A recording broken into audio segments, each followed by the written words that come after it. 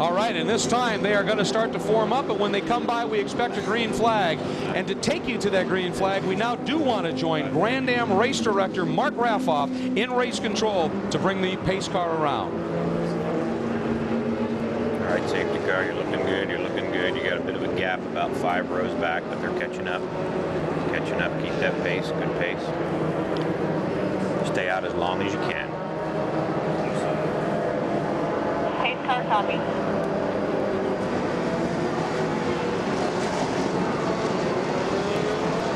Looking good, looking good. Don't pull ahead, just keep that starter. Don't forget, you want to bring them down late. You got one coming in the pits, pace car behind you, watch out. Pace car copy. You got him, Start. Good job.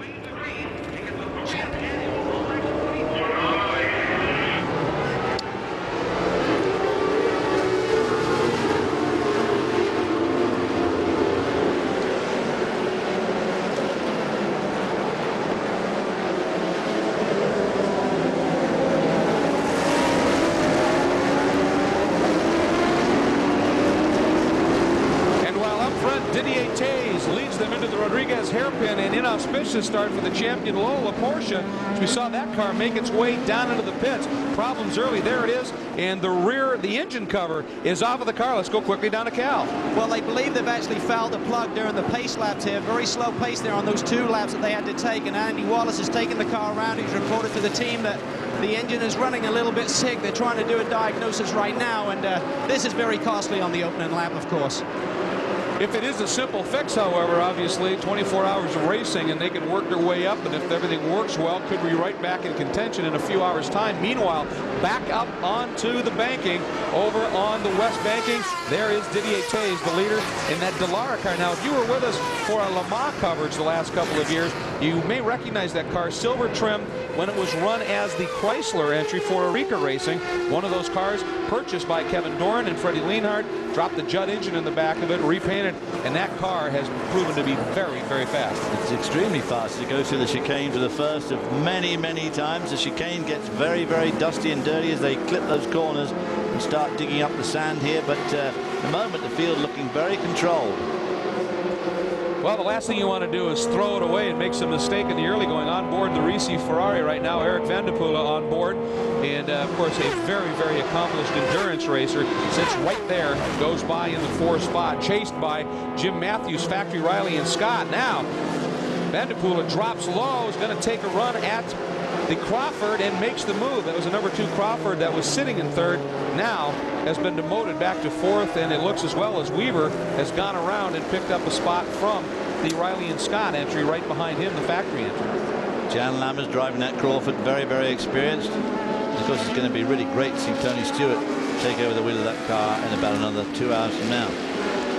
One of the interesting things as we look at that beautiful Ferrari, of course, the Duran entry with Lienhardt used to run a Ferrari.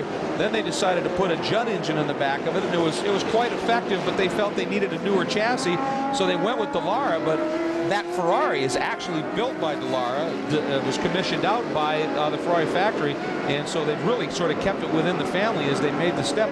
And I'll tell you, they're very high on that new Dallara chassis.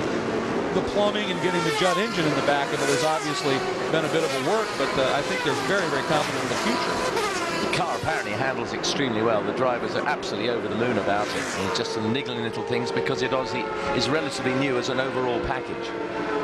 Well, it was being put together by the Oreca group in France, and they decided to drop that project, so the cars became free, and Kevin Doran stepped in and purchased one.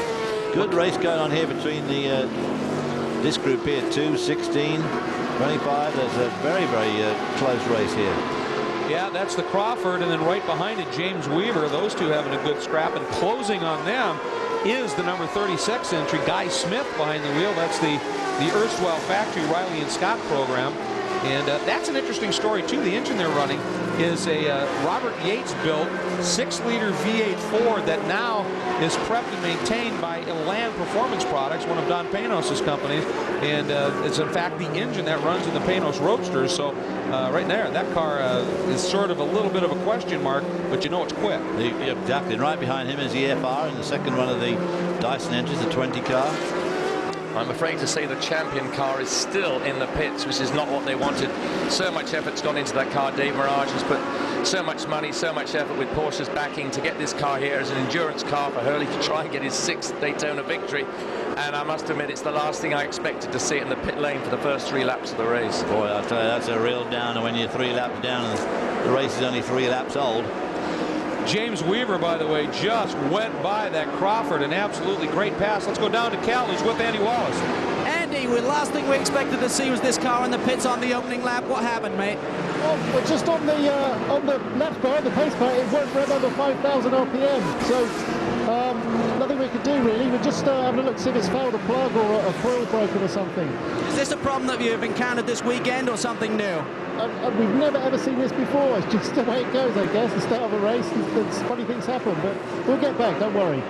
Andy Wallace has won 3 of these things. Hurley Hayward's won 5, and stellar driving crew on this team, and they're going to go to work and try and get them back out in the action. That's a very good point. When Andy Wallace says we'll get back, don't worry, you listen. You do listen, but I think he's in a bit of a dream world at the moment. But we've seen all these cars flounder over the last couple of years, and a GT car or GTS car win it, so he could well be right. The car should be so reliable, it should be so good, and he gets sidelined by a silly little problem that they've got right now.